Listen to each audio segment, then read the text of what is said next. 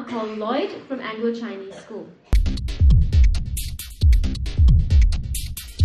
Just to avoid some confusion, I'll first be elaborating on my substantive or my extension before moving into my rebuttals, because it's more important that you hear the needs of my interest group and that my rebuttals are also dependent somewhat on my substantive.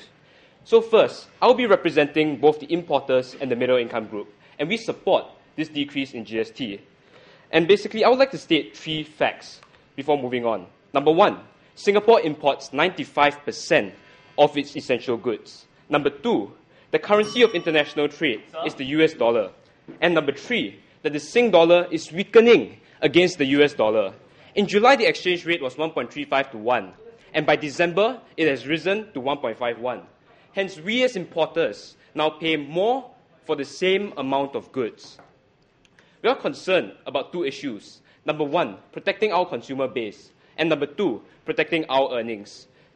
The dilemma is as such: if we raise prices, consumers get hurt. But if we don't raise prices, our earnings will get hurt. Our livelihoods are then threatened. And basically, if we do lower GST on essential goods, it will lower the operating costs for us, because we save on essentials as established in the definitions earlier, such as utilities, fuel and electricity. And this offsets the increasing costs due to the weakening Sing dollar. Because our earnings are protected, we no longer need to charge more for our consumers. Thus, by helping us importers, you also help the consumers. And the bulk of consumers are in the middle income. Which leads me on to my second extension, that of the middle income. We as the middle income are the group that is the most affected by this recession. We are not poor enough to receive help, and we're not rich enough to be unaffected by these times. But when we are getting salary cuts, when we are losing our jobs, to have an increase in the price of essential goods, which we have to spend on, is an additional burden. The Singapore Department of Statistics and the Consumer Association of Singapore collated the Consumer Price Index. The price of food in November 2008 was 6.9% higher than November 2007. The GST on essential goods needs to be lowered to make it more affordable and to help us cope with these times. Extending this debate, when we save on essentials... Sir. Yes, ma'am? So don't you think today that you should have targeted subsidy, that you could extend that easily to the middle income group that you like to talk about? Yes, I'll be further elaborating this, madam. GST But the cut. problem with this is that, first of all, when you give handouts, people will hoard it. And the second problem is that we can't just keep expanding who is in the lower income. And this I'll further elaborate in my rebuttals. But moving on when we come onto my extension, extending this debate, when we save on essentials, we have more disposable income left over. And this leaves parents more money to spend on their children's future, to spend on things like tuition, in order to obtain good grades for scholarships. These are things which they are concerned about.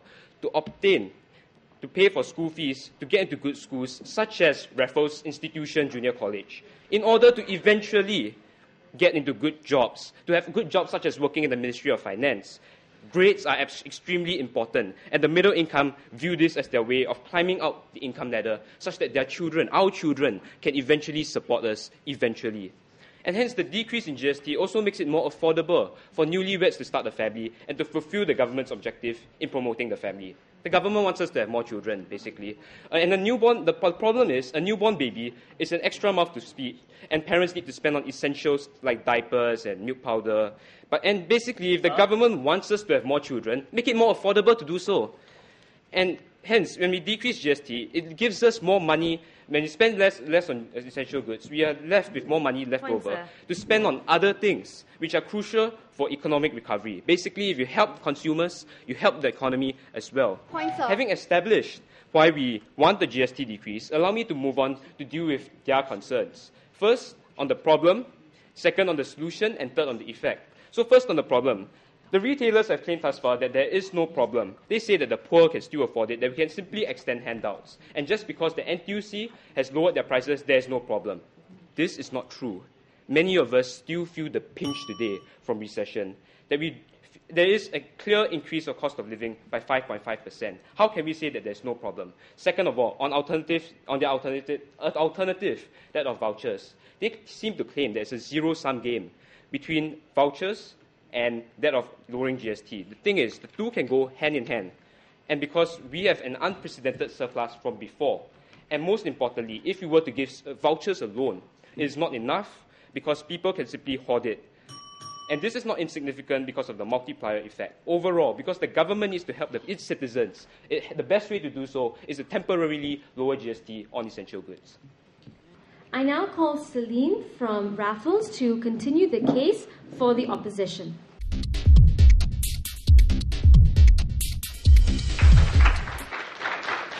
We thank the government for, paying a compliment to our school. But we also think that sometimes when you want to help a group of people, you can't just say, let's just do what's more convenient. Let's just do what seems simpler. Let's just do what seems more, easier and more convenient and more popular thing to do. You got to look at what really helps people. And we say that what's going to help the middle income, what's going to help society, what's going to help the poor is not to lower GST on a temporary lower GST on essential goods. So let me just deal with a couple of rebuttals that have been brought up by the side of the proposition.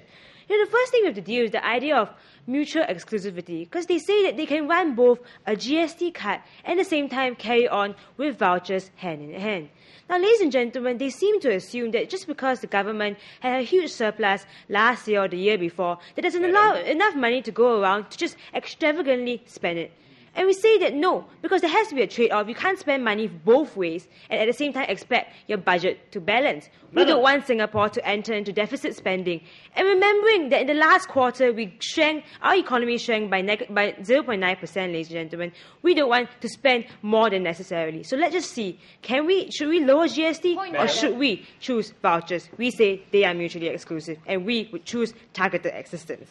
But the next thing they tell us is that, importers feel the pinch. They're paying more and more and they don't know whether they should raise prices. And then I'll say that if you really wanted to help importers, then you shouldn't decrease consumption tax. Because the fundamental aim of the GST policy in Singapore is to move away from indirect taxes, like consumption taxes, to indirect taxes. And so we say that direct taxes will refer to corporate tax and personal income tax. Now, if you wanted to help importers, we say help them maintain a low corporate tax, rather than, trying to help them in a small way through the GST cut.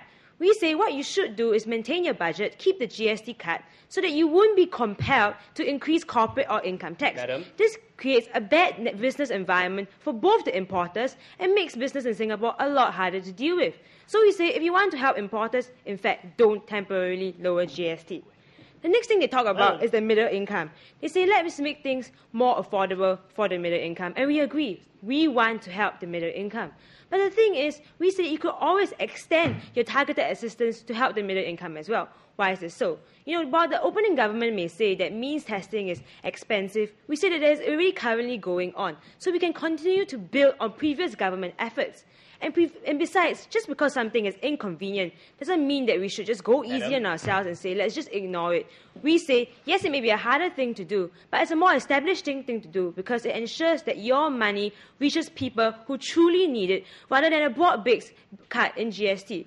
Remember that a broad-based cut in GST doesn't just affect the lower or the middle income. It affects the high-income earners. It affects middle-income earners who might not be affected badly by this crisis. And so we say, instead of wasting millions in revenue from this cut, why not target it to help people? And thus we say, ladies and gentlemen, that it is important not to be populist or not to have a blunt tool, but rather to look at specific targeted assistance. Madam? Now let me just provide an extension to the case on the side of the opposition. Now, first we say that temporarily lowering GST is going to backfire as a stopgap measure. Because while it may seem to alleviate the problems faced, we say that it comes at an unsustainable cost. Because once you reimpose the tax, because they admit that it's temporary, we say that people wouldn't have coped to adjust. They wouldn't have adjusted their spending patterns, hold on a minute, sir, and their consumption. Once. Yes, sir. We survived the 3% of GST for a very long time. It was raised and we still survived. Sir, but you have to understand that, you want to help people to deal with the crisis, then they have to learn how to cope with what happens tomorrow rather than just focus on what happens today. And we want to ensure that people properly spend within their budget, they consider their means, rather than say, there's a GST cut and, maybe the government's going to cut more in the future from other goods, so why not just spend? We say that, ladies and gentlemen, that's a very, myopic and short-sighted way of looking at things. In fact, we say, let's just draw a parallel to Indonesia. After the May hike in fuel prices, after artificially lowered prices, we said that there's a great deal of unrest. Now, when people don't learn to deal with normal prices and the present prices, we say that they will face great problems in adjusting, and social assistance organizations will have a greater burden when they try to deal with that. And so we say a long-term systematic solution is more sustainable. And regarding high-income earners, now we know that everybody loves to hate high-income earners, and it doesn't seem that this debate matters to them. But it does, in fact, because we say that often or not, when you cut GST, you have to compensate in other areas, which means that easily income tax or corporate tax could go up. And this, we say, is unfair to the high-income earners and will make Singapore a less attractive place for people to set up businesses or to even work in Singapore in the first place. And so, ladies and gentlemen, it may seem to be the easy thing to do to lower GST temporarily, but the right thing to do is to go with the opposition.